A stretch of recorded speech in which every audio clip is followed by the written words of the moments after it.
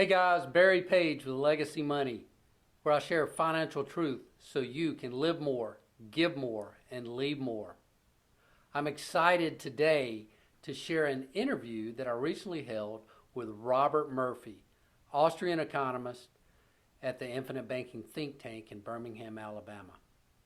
Now, before I forget, go ahead and hit the subscribe button and the little bell so you'll be notified when I release new content. I share videos weekly, usually on Wednesdays. So, Bob Murphy, I met several years ago, actually at the Infinite Banking think tank, and he was just getting involved with Infinite Banking then. He's now a director with the Nelson Nash Institute. And Murphy is a likable guy, very funny, and a smart guy.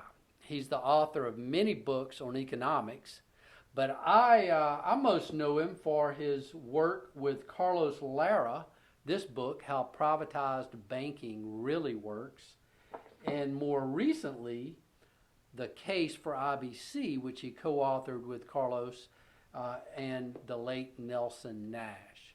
So I sat down with him in Birmingham in between sessions at the think tank. So bear in mind, we didn't have a whole lot of time. The mics weren't set up correctly, and there's some background noise. So just bear with us.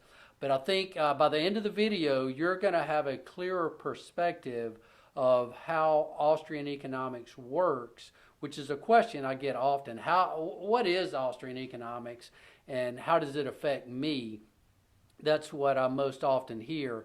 And so I just went straight to the source. So I think by the end of the video, you're going to have a better understanding. So be sure to leave your comments. If you have any questions, just post them in the comments section below. And without further ado, here's my interview with Robert Murphy. Hey, so we're here at the Infinite Banking think tank in Birmingham, Alabama with Bob Murphy. Bob, how you doing? Good, Barry. How are you doing? Doing great, doing great. Look, I appreciate you talking to us. Tell us, I know you're on the board now with the Nelson Nash Institute.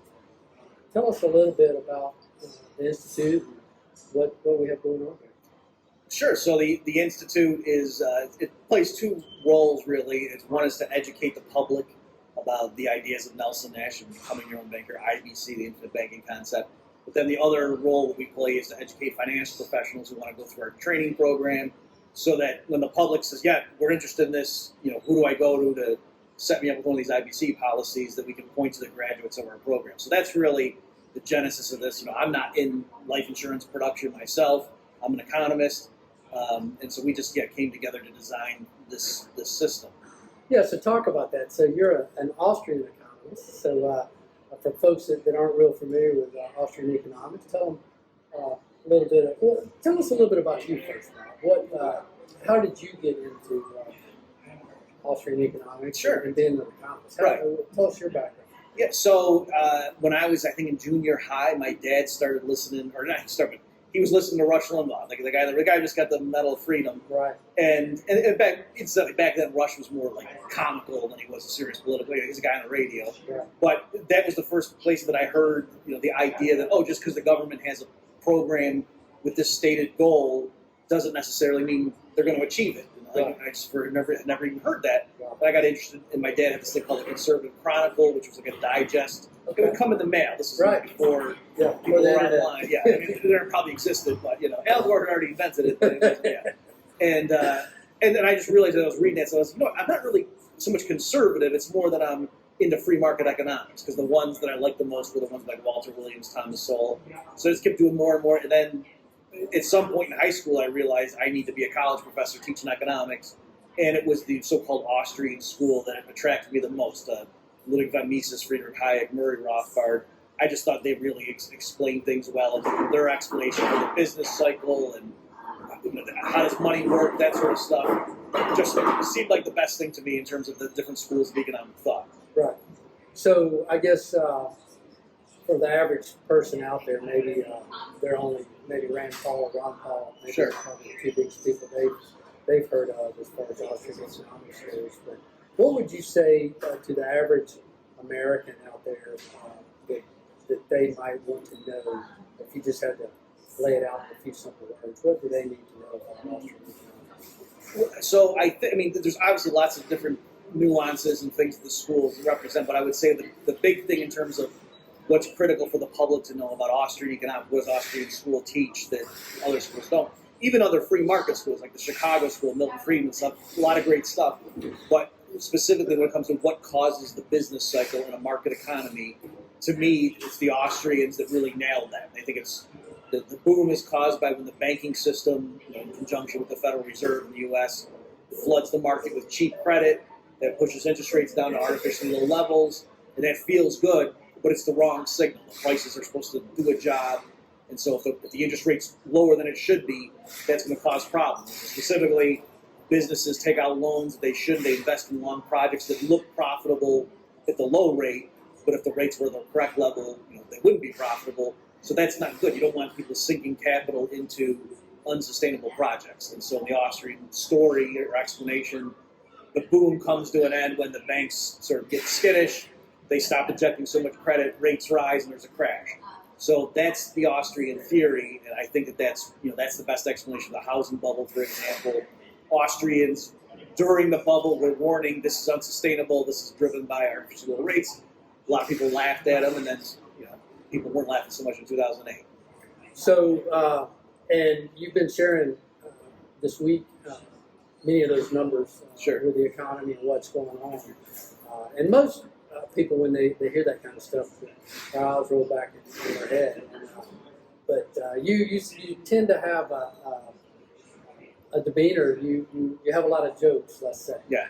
Somewhat comedic. So where did you get that from? What's your? Have you ever been on stage? Tell us about that. Well, sure, yeah. So a lot of times I'll give a presentation and people will come and say, for an economist, you're pretty funny. Yeah. That's sort of a backhanded compliment. Yeah. But I'll say, for someone with your face, you're pretty good looking. That's what I say. So I guess that I probably got that from my dad too. Yeah. He would just, I could just hear when I'd be upstairs asleep, trying to go to bed or something when I was a little kid and they'd have a house party.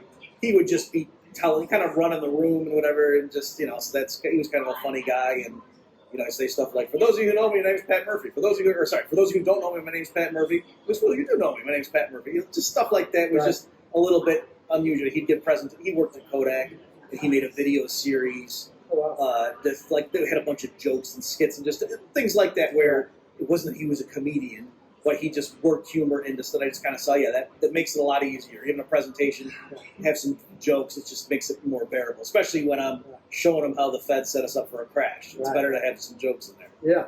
You do a little karaoke too, don't you? We missed that this week. Yeah. I'm an older guy. Yeah, I was in bed by like 9:30 last night. So getting older. Yeah. Yes, but karaoke's always good too. So you talk about your dad, and you're about to have a new one, right?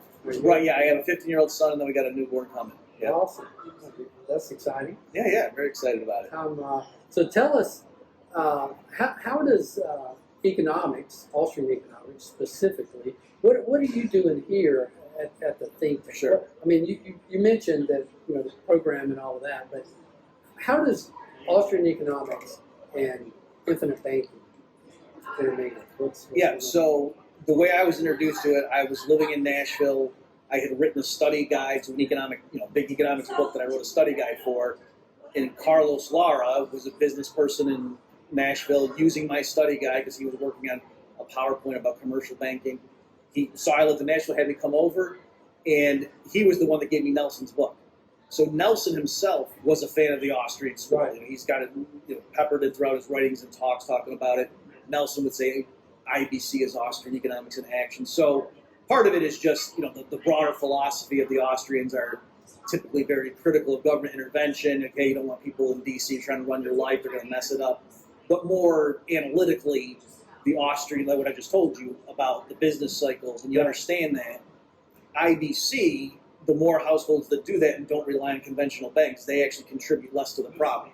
Right? So what causes the boom is the banks flooding the market with cheap credit. Well, if everybody's financing through, their whole life insurance policies, the IBC way, the commercial banks don't really have that ability to do that anymore. So one way of looking is that every business or household that starts doing IBC is one less contributing to the problem. And so there's lots of a natural affinity there, but that's the real specific connection, and that's just how I got into this. And then, you know, once I understood how it worked, as an economist, I could explain certain things, maybe that, you know, more engineering type would understand what I was saying in terms of cash value and whatnot, whereas, you know, other people might different, like the, you know, the BYOB, you know, some of those things might have resonated more with some people, but that's the role I was playing, just kind of, you know, saying, as an economist, this actually makes sense once you know how whole life works. Absolutely. Well, good. So I appreciate you talking to us. We just wanted to catch up here at the think tank and maybe share a little bit about Austrian economics and infinite banking.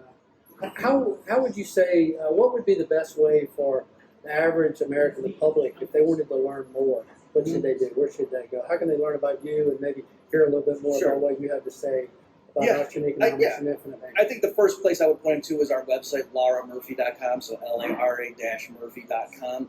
We have like a whole FAQ saying, like, are you new? Do you want to learn more about Austrian, about IBC? You know, what's your level? And we sort of break it up, you know, based on, you know, simple stuff and then reading for more and more complex things. So I point them to that website. That's, you know, we designed it with that in mind. So lauramurphy.com, Laura-Murphy? Yes. And then also infinitebanking.org? Yes, the Nelson Nash Institute is infinitebanking.org. So a great resource. We appreciate your time. Thanks, Barry. Good to talk to you. I'll talk to you soon. Great. Take care. Okay, so I hope you enjoyed that interview with Bob Murphy. Through no fault of his, we've certainly been dealing with Murphy's Law with the audio and the video production, but it's all done now, and I hope you enjoyed it. So if you have any questions, please be sure and leave them in the comment section below. If you want to learn more about Austrian economics or infinite banking, just let us know. And let us know what you'd like to see and learn more about in our videos. Just do that in the comment section. And if you haven't already, please subscribe to our channel, Legacy Money. And I'll see you in the next video.